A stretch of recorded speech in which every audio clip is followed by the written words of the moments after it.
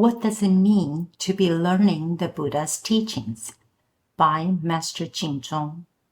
Someone asked, Amituofo, may I ask what it means to be learning the Buddha's teachings, or Buddha Dharma? What should be our mindset? What is it that we're really trying to learn from the Buddha? I understand that the ultimate goal of learning the Buddha's teachings is liberation. Yet, I find I have no desire for it. Is this a problem? Should it be addressed? What to do to address it? Master Jingzong answered, You have asked a series of questions. I guess you are a beginner in the learning of the Buddha Dharma. These are important questions and are difficult to answer well. I can only share my thoughts for your reference. What does it really mean to be learning the Buddha's teachings? My answer is, have faith that reciting Amitabha's name assures our rebirth in the Pure Land. Share this faith with others when opportunities arise, and live each day with peace of mind and loving kindness. This is the mindset we should have. Everyone's path is different. Some meditate, others practice generosity, or follow the Bodhisattva path, each to his own. I believe that all Buddhist practices should start with taking refuge in the three gems: the Buddha, the Dharma, and the Sangha. And throughout the journey, we should never cease reciting the name of Amitabha Buddha. We recite, knowing it leads to rebirth in Amitabha's Pure Land. We long for the Buddha's realm. Learning the Buddha's teachings is about aspiring for the Buddha's enlightened state and ultimately attaining Buddhahood ourselves.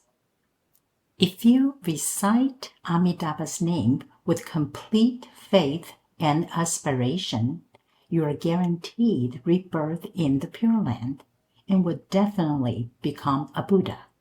So, I believe the first thing anyone learning the Buddha's teachings should do is to recite Amitabha's name. It's a sure path to the Pure Land. The second thing to do is to encourage others to practice Amitabha recitation when the circumstances is conducive. Let them know this practice is so easy, extraordinary, and yields inconceivable benefits, something too precious to keep to ourselves. We should help all those who are karmically connected to us to reap the benefits of reciting Amitabha's name. This leads to a life filled with peace and loving kindness. Life without inner stability is fearful. That is why Amitabha Buddha assures us and says this in the Infinite Life Sutra. All fear-ridden beings will be given great peace. Our greatest fear is the endless suffering of birth and death in the cycle of samsara. Once freed from this fear of samsara, we can live with genuine serenity in this world. True inner peace is hard to come by. People take out insurance, yet this only reveals their underlying anxiety. They follow strict health routines and seek out the best doctors, all stemming from a fear of mortality. They avoid any mention of death, treating it as taboo during Chinese New Year. True inner peace comes from Amitabha Buddha's boundless compassion and loving kindness. It naturally generates in us a benevolent and caring spirit toward ourselves and others. So, what are we really seeking in Buddha's practice? The Buddha's state may be far beyond us, but Essentially, we're learning to cultivate wisdom, compassion, and awakening. While the Buddha state may seem unattainable for us, fortunately, the name Namo Amitabha Buddha contains both infinite light, representing Amitabha's wisdom, and infinite life, representing his compassion. The Buddha is revered as perfect in both merit and wisdom.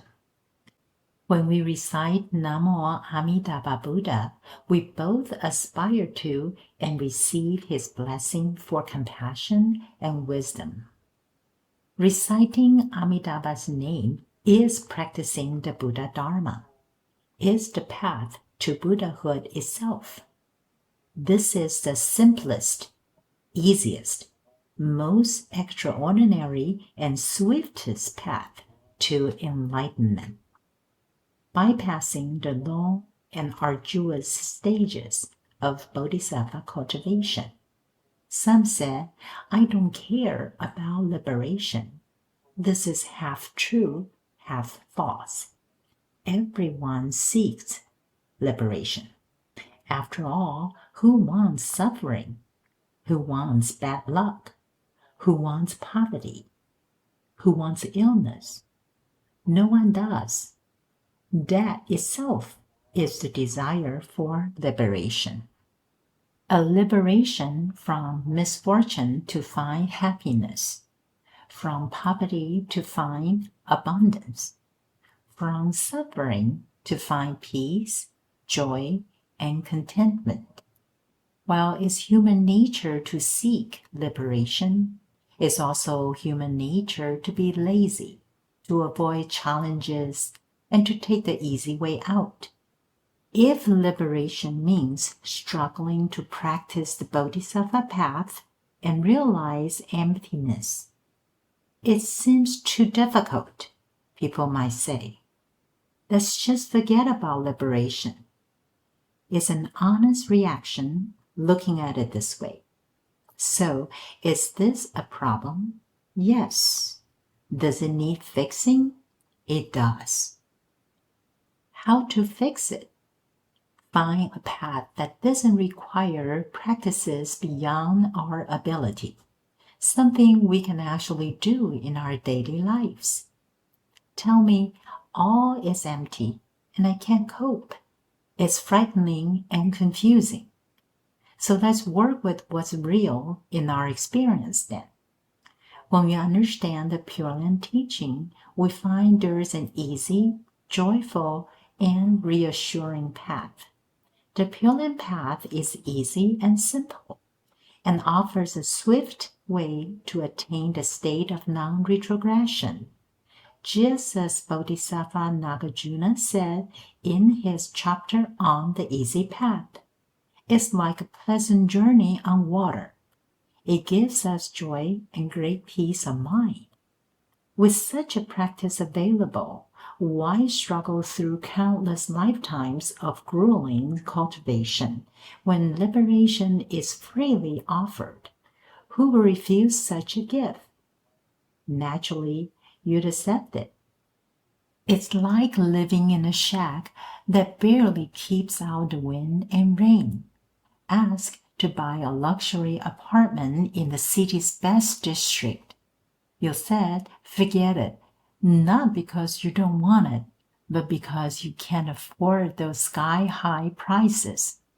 I'll just stay where I am, he says. But what if someone offered him the house for free? He would certainly accept it in a heartbeat.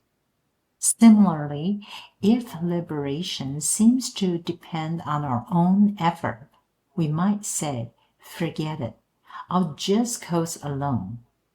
I can tell you that just by reciting Amitabha's name, you will receive his blessings in your daily life, more peace and ease. At life's end, Amitabha Buddha comes with Bodhisattva Avalokitesvara and Mahadampa Sprapta, holding lotus flowers to receive you to the Pure Land where you'll become a Buddha, all freely given. Who would refuse?